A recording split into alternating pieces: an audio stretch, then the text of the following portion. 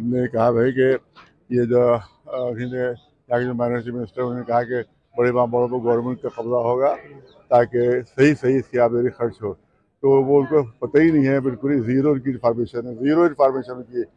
उनको पता ही नहीं कि डीएम का कब्जा है यहाँ पर, और अगर बेमानी हो रही तो डीएम बेमानी कर रहा है। हाँ, अध्यक्ष वही बेमानी वही कर रहा है, एडीएम सेक्रेटरी है, डीएम सदर है, सारी बेमानी वो कर रहा है। उस पर इंक्वायरी करो, 24 साल से उससे क्यों नहीं इस पर हिसाब दिया है, असली घड़ी क्या हुई, अरबों रुपए की घड़ी गायब है।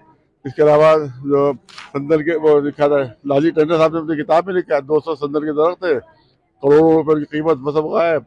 ये जो यहाँ दुकानें खुली हुई हैं, इसकी पलटवाई होती है तो 5-5 लाख रुपए लिए जाते हैं, तब कहाँ जा रहे हैं। जुगाड़ वाली करबला पे इतना बड़ा शीशे का बॉक्स है, हर 15 दिन बाद भर जाता है, वो लेके जाते हैं एडीएम साहब, कहा जाता है सब बेईमानी का इल्जाम हम पर लगा रहा है, जो तुम्हारे अफसर बेईमानी कर रहे हैं, इन्हीं के सबूत करेंगे। इनकी बेईमानी 100% साबित है, उसको सिफर वक्फ करोगे तो। अगर एक सवाल सबसे ज्यादा बेईमानी डीएम ने की है। अब वक्त कमिटमेंट बिल के बारे और दूसरी चीज ये है कि ये जाके शाही शफाकत चौक में देख लीजिए, पूरा बेच दिया गया, किसके अंडर पे, कमिश्नर के, पूरा शाही शिफाना बेच डाला गया, 1 इंच उसमें जमीन बाकी नहीं है, सब बेच डाला गया है, दुकानें खोल दी।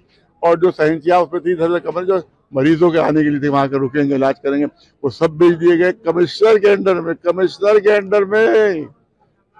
और वहां जहां पर हकीम बैठते थे, बोली जाते थे, वहां कुत्ते लौट रहे हैं, सारे पैसे खा गए, करोड़ों करोड़ कमिश्नर के अंडर में। जांच कमेटी बनाई जाए इसको लेकर, आपका मानना है जांच कमेटी क्या, इनके खिलाफ कार्रवाई हो सीबीआई के जरिए से। सीबीआई में खैर हुकूमत की पिट्ठू होती है, लेकिन इनके रिटायर्ड जज के जरिए से की, हाईकोर्ट के रिटायर्ड जज के जरिए से, सीबीआई नहीं, वो पिट्ठू है। उसके रिटायर्ड जज के जरिए इंक्वायरी हो। अमेंडमेंट बिल जो है वो अमेंडमेंट कहाँ हुआ, बहुत खत्म बिल है, वो बहुत बर्बादी बिल, सांप का बिल, तो हमने कह दिया है। और उसमें उन्होंने कहा कि साहब कागज पेश कीजिए, कागज पेश किए।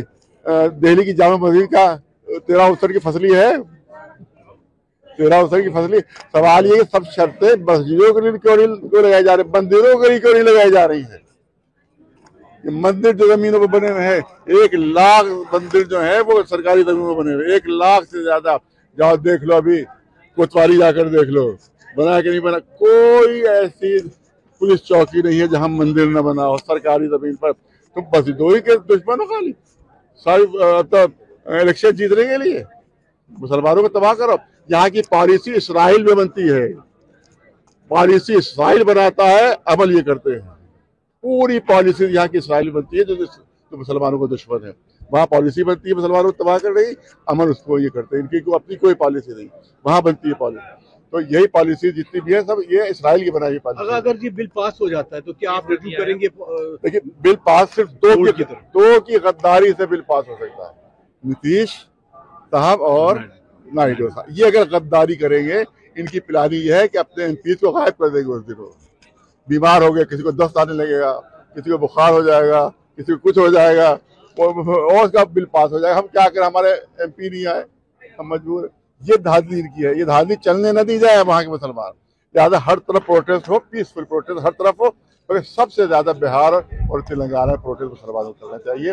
वहाँ के जो लीडर है उससे हमारी गुजारिश है, अरशद मदनी साहब से, बहुत बड़े लीडर, इसी तरह से मुस्लिम पसरा बोर्ड है उससे, ओवैसी साहब जो है वो वहाँ के तेलंगाना के बहुत बड़े लीडर हैं, वहाँ मुसलमानों को आए और बहुत इतने बड़े बड़े मुजाहरे करें, लाखों लाख। क्योंकि इसने कहा भी यहाँ के प्राइम मिनिस्टर ने कि सब वही जो बेमानियाँ कर रहे हैं वो मुखालिफ हैं, वरना आवाम खुश है इससे। तो हमको अवामी मुजाहरे करना होंगे ताकि उनकी झूठ बोल रहे हैं खुले। और कहा कि साहब 5-5 लाख में खबरें बेची जा रही हैं, इसने कहा भी, अल्पसंख्यक मिनिस्टर ने कहा 5-5 लाख। मैं कह रहा हूँ कि सबूत दो, प्रूफ करो। अगर प्रूफ नहीं करते तो तुम इस्तीफा खुद दो या योगी जी को हटाए, क्योंकि योगी जी के नाम पर ऐसे झूठे मक्कार लोग दाग हैं, तो झूठ बोल रहे हैं, झूठे इल्जाम लगा रहे हैं कि 5 लाख। एक भी साबित कर दो, हम तुम्हारे बिल के साथ हो जाएंगे। ये यूपी में 1952 की 1359 फसली पे जो है माना जा रहा है, जबकि 1977 से लेकर 88 तक सर्वे गवर्नमेंट ने खुद कराया था। तो उसमें जो प्रॉपर्टी निकल के आई थी उसको ना मान के 1952 की फसली पे मान रहे हैं, इस पर आप क्या कहना है? इसका मतलब यह है कि इनके खुद अपने जो गवर्नमेंट अफसरान उन पर जो भरोसा नहीं है, उन पर भरोसा नहीं है। तुम जब उन पर भरोसा नहीं कर रहा तो डीएम के सपोर्ट कैसे कर रहा था बाबा, जब तुमको खुद भरोसा नहीं उनके ऊपर। यह डीएम ने सर्वे करवाया था, सर्वे डीएम ने करवाया था। तो जब डीएम का सर्वे गलत है, उसने बेईमानी की है, तो अब सारे वक्त उनके सपोर्ट कर रहे हो, ऐसे बेईमान के सपोर्ट कर रहे हो, इनको तुम खुद बेईमान कह रहे हो। और यहाँ इंक्वायरी करो, अरबों रुपए की बेईमानी साबित होगी, वो हुसैनाबाद के वक्त अरबों रुपए की बेईमानी साबित होगी यहाँ पर। उसी डीएम को तुम सब सपोर्ट कर रहे हो, उसी कमिश्नर को सपोर्ट कर रहे हो कि जिसने पूरा बेच डाला, पूरा शिफाखाना बेच डाला। यहाँ टूरियागंज के जो अस्पताल है, बचपन में मुझे याद है, वहाँ बादशाह की तस्वीर लगी होती थी, बादशाह की तस्वीर, शाही शिफाखाना वो भी था, शाही अस्पताल था, सब हटा के वहाँ पर सब कब्जा करके सब वहाँ बेईमानियां हो रही। तो गवर्नमेंट बेईमानी कर रही है, गवर्नमेंट बेईमानी कर रही है, सारी बेईमानी। और वो चाहते हैं कि सब पर कब्जा कर लें। तो बड़े बड़े होटल दिल्ली में बने हुए हैं, उनके दबाव है कि इसको अपने कब्जे में लीजिए, बोले वक्फ बोर्ड को। अब अंबानी का घर बना हुआ है वक्फ की जमीन पर। अरे आप लोग कहते ही नहीं भैया, हमारी बात पहुंचाते नहीं है, आप लोग हमारी बात नहीं पहुंचाते, सब काट देते हैं बीच में। अंबानी का घर यतीम खाने की जमीन पर बना, अनाथालय की जमीन के ऊपर अंबानी का घर बना हुआ है, जो दुनिया का सबसे खूबसूरत घर कहलाता है। अगर देखा जाए तो दुनिया का सबसे बदसूरत घर है वो, जो अनाथालय यतीमों की जमीन पर जिसको बनाया गया, उसके ऊपर कोई इंक्वायरी नहीं है।